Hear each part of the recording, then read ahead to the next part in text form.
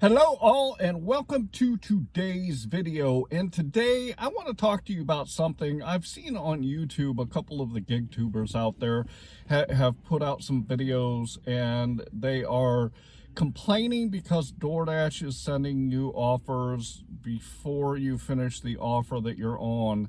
And they're complaining that they don't understand why DoorDash is doing this.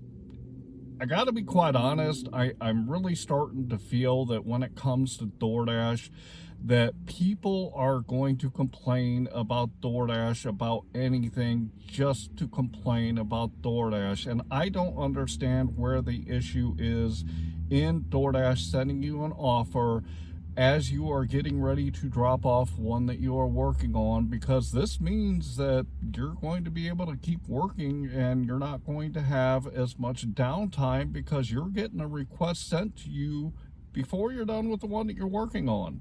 So I want to talk to you about this today a little bit and kind of give you my opinion on it. Before we get into the topic, I do want to remind you that down here in my description is my Metrics Spreadsheet. This is an absolute free download for anyone that wants it. Just go down into the description, click on the link, and go grab it for yourself. I'm going to throw it up here on the screen real quick so you guys can take a quick look at it. If you look at it, you'll see that on the left-hand side, I always put my start time and my end time, and this gives me my total hours that I've worked. I also put in the miles that I've driven, and then if you look to the right, for each app, I put the dollars that I've made, the time that I was active, along with the number of deliveries.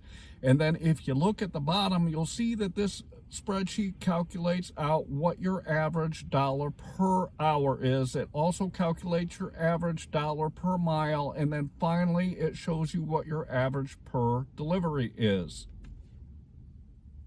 If you want to know how well you are doing when you're out here doing food delivery overall, this spreadsheet is a great spreadsheet for beginners and for those that have been doing it a long time too.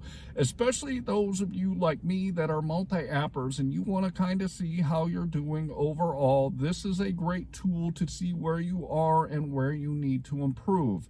I'd also like to remind you that in my description, I also have a link to a video that I did on the 3 key apps that I use on a daily basis. And these are Beans, SimplyWise, and QuickBooks Self-Employed. In that video, I talk about why I use them, what the benefits are, and how they could benefit you. I also put a link to those apps in my description, so it's really easy for you to go grab them if you find value in them. So make sure you go check out my description and see all the great tools that I've put in place for you guys. So here's the scenario. DoorDash sends you a request. You accept it. You drive to the restaurant to pick up that order, and then you start heading to drop that order off to the customer. As you are getting to that customer, DoorDash sends you another request before you're done and says, hey, I have this offer for you. They tell you what the payout is going to be, they tell you what the miles is going to be, and you can accept or decline it just like any other order. And I've heard some GigTubers out here that are complaining and have taken issue with this, and quite frankly, I don't understand why. When you are out here doing food delivery, your uptime is very, very important. I've talked about it in a few different videos that if you're out there and you're sitting and doing nothing during your shift, that counts against your dollars per hour. So the busier you can keep while you are out here doing food delivery, the more money you will make per hour. So why is it that some GigTubers are out here complaining about the fact that DoorDash is sending you a request before you get done with the one that you are on? It makes absolutely no sense to me. I really got to say that DoorDash is actually behind the game on this one, because this is something that Uber Eats and GrubHub have been doing for a very long time. They've been doing it the whole time I've been working on Uber Eats and GrubHub, and now DoorDash is doing it. This is actually a really good thing because it keeps you busy when you're out here doing food delivery, and it reduces the downtime that you have. So if DoorDash sends you an offer before you get done with the one that you're on, treat it like anything else. And when you're especially multi-apping, you use this strategy anyway. If you're running 2 or 3 apps when you're out here doing it, you accept requests before you're done with the one you're on a regular and consistent basis. This is the foundation of multi-apping, and getting really good at multi-apping is you pick orders and then you pick another order before you're done, so you can keep your vehicle rolling down the road and you can keep the money coming in your pockets throughout the whole shift. There are some things to complain about when it comes to these food delivery apps. I will give you that. There is problems with pay. There is problems with the apps keeping you busy, because there are times when the apps are so slow that you're not making any money. There are different times of the year that the apps should do better at getting you offers and getting you on the road and keeping you busy. But to me, this really isn't something to complain about, and I don't understand why there are some people, especially the GigTubers, I don't understand why they find this as something to complain about. People are starting to complain about everything. My suggestion to you is stop watching these videos if they are just people complaining to complain, because it is just negativity for negativity's sake. I don't understand what the problem is with an app sending you a request when you are finishing an order that you are working on. And to me, this is actually a really good thing. It keeps your vehicle rolling down the road. Like I said, it keeps you working and reducing that downtime that you have to deal with when you're out there, and it keeps money coming into your pocket throughout your shift. So I really don't understand why these people are complaining about it. If you go into my food opinion and thoughts playlist, you will see a lot of videos in there where I talk about the different things that have come up over the last, I don't know, 8 months or so when it comes to these food delivery platforms. And I'm going to tell you the same thing here that I talked to you about in many of those videos, which is this: worry about what you can control when you are out here doing food delivery, and don't focus on the stuff that you cannot control. So many people want to be up in arms and complaining about things that they have absolutely no control of. Here's what I can tell you about these apps that you are using doing food delivery.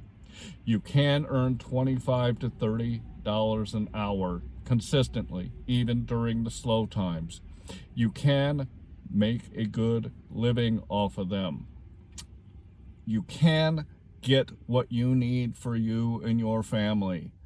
But you can only do that by focusing on what you have control on. And to complain and to be negative about every little thing on these food delivery platforms, I'm starting to feel like there's a bunch of just whiners out here that is just whining about everything. You know what? These are apps, these are platforms that you've signed up for to go out there and make some extra money or to make a full-time income. When you signed up for these apps, you signed up to do it based on their terms of service. You signed up to do it based on what they offer you.